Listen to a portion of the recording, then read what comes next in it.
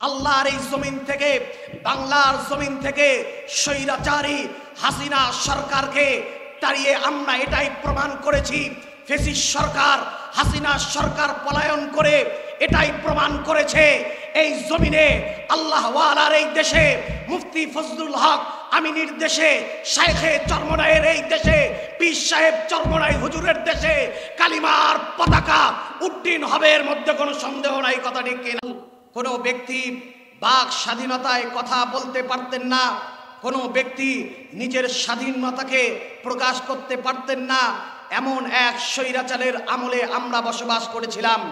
কিন্তু আল্লাহ পাকের দয়া এবং মেহেরবানিতে গত 5ই আগস্ট আল্লাহ আমাদেরকে নতুন বিজয় দান করেছেন।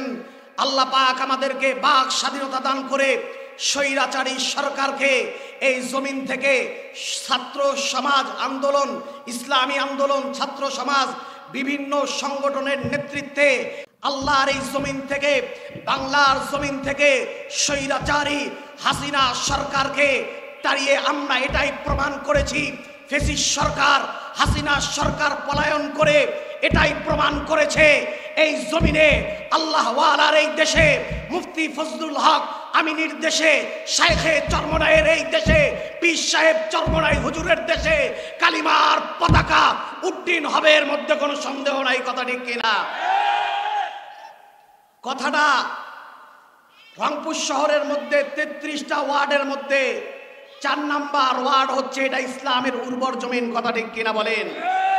ইসলামের উর্বর জমিন এই জন্য আমরা দেখেছি জালেম সরকারের আমলে ইসলামী আন্দোলন বাংলাদেশ থেকে আপনাদের 4 নাম্বার ওয়ার্ডের মনোনীত প্রার্থীকে আপনারা জয় করে, ভোট দিয়ে জয়যুক্ত করে এটাই প্রমাণ করেছিলেন এই 4 নাম্বার ওয়ার্ডের মাটিতে কোনো স্বৈরাচার, কোনো ফ্যাসিস্ট সরকারের কোনো অঙ্গ সংগঠন এই জমিনে থাকতে পারবে না। কথা ঠিক কিনা?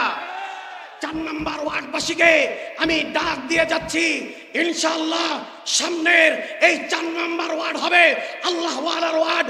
4 নাম্বারের কাউন্সিলর হবে আল্লাহ ওয়ালা। 4 নাম্বারের প্রত্যেকটা ঘরে ঘরে উলামায়ে কেরাম জন্ম হবে, হক বললে ওরা জন্ম হবে। ইসলামী আন্দোলনের বলিষ্ঠ কণ্ঠস্বরের প্রত্যেকটা কর্মী তৈরি হবে। কথা ঠিক কিনা? এই জন্য আজকের এই গণসমাবেশ থেকে আমি আপনাদেরকে পরিষ্কার ভাষায় বলে দিতে চাই, আপনারা সব কিছু দেখেছেন, সবার আমল দেখেছেন, এরশাদ সাহেবের সময় দেখেছেন, নৌকা দেখেছেন, ধানের শীষ দেখেছেন, নাঙ্গল দেখেছেন। এবার আমরা দেখতে চাই চরমনাই হুজুরের হাতে হাত রেখে সমস্ত সংগঠনগুলোকে এক করে আল্লাহর এই জমিনে আল্লাহর হুকুম কায়েম করার জন্য, পীর সাহেব চরমনাই হুজুরের হাতকে শক্ত করার জন্য ইনশাআল্লাহ সুম্মা ইনশাআল্লাহ জীবন দেয়া লাগলে জীবন দেব, রক্ত দেয়া লাগলে রক্ত দেব। তারপরেও আল্লাহর এই জমিনে আল্লাহর দ্বীনকে কায়েম করেই ছাড়বো ইনশাআল্লাহ।